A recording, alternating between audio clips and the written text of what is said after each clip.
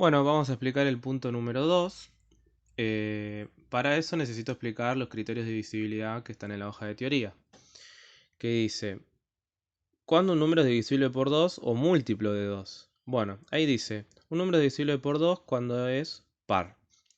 ¿Qué quiere decir cuando es par? Cuando está en la tabla del 2. O si no, yo me fijo en el número que me dan, la última cifra, el último número de ese número. Me fijo en la última cifra. Esa última cifra está en la tabla del 2. Si está en la tabla del 2, es par. Y si no, es impar. Entonces, ahí hay un ejemplo que dice el 76. El 76 termina en 6. Y el 6 está en la tabla del 2. Entonces, par. Y el 174 termina en 4. Y el 4 está en la tabla del 2. Entonces, par. Después dice, ¿cuándo es divisible por 3? O múltiplo de 3. Cuando la suma de sus cifras es un múltiplo de 3. Bueno, yo tengo que sumar las cifras. Entonces, acá por ejemplo me dice 153. Bueno, sumo 1 más 5 más 3. Sumo las tres cifras del número. 1 más 5 más 3 me da 9.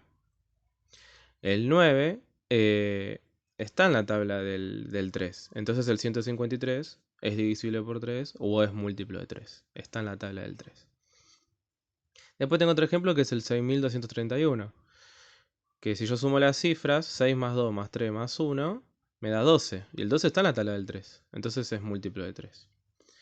Después la del 4 dice, cuando sus dos últimas cifras son ceros o múltiplos de 4. Bueno, el 12, que ahí ponen el ejemplo, está en la tabla del 4. Entonces es múltiplo de 4. Y el 300, como terminan dos ceros, está en la tabla del 4. 5, cuando termina en 0 o en 5. Bueno, todos los números que terminen en 0 o en 5 son múltiplos de 5, están en la tabla del 5. Bueno, 80 termina en 0, está en la tabla del 5. Y el 315 termina en 5, es múltiplo de 5. Con la del 6, cuando es divisible por 2 y por 3 a la vez. ¿Qué quiere decir? Que si el número es divisible por 2 y es divisible por 3, entonces por 6. Bueno, el 138 dice como ejemplo acá. Bueno, el 138 termina en 8 y el 8 es par, entonces es divisible por 2. Y si sumo las cifras, 1 más 3 más 8, me daría 12. ¿Y el 12 está en la tabla del 3? Sí. Entonces es divisible por 2 y por 3, por lo tanto es divisible por 6. Y con el 942 pasa exactamente lo mismo. La del 9, cuando la suma de sus cifras es múltiplo de 9, o sea, está en la tabla del 9. Bueno, fijémonos. El 198 pone como ejemplo. 1 más 9, 10. Más 8, 18. Entonces, el 18 está en la tabla del 9, sí. Entonces es múltiplo de 9. Y por último el 10, que es el más fácil, cuando termina en 0. Si el número termina en 0, es múltiplo de 10. Ahí pone el ejemplo, el 50 y el 230. Entonces, si vemos el ejercicio 2, dice, escriban un número que cumpla con las condiciones dadas usando las cifras 4, 5, 7 y 8. Bueno, yo acá en rojo les puse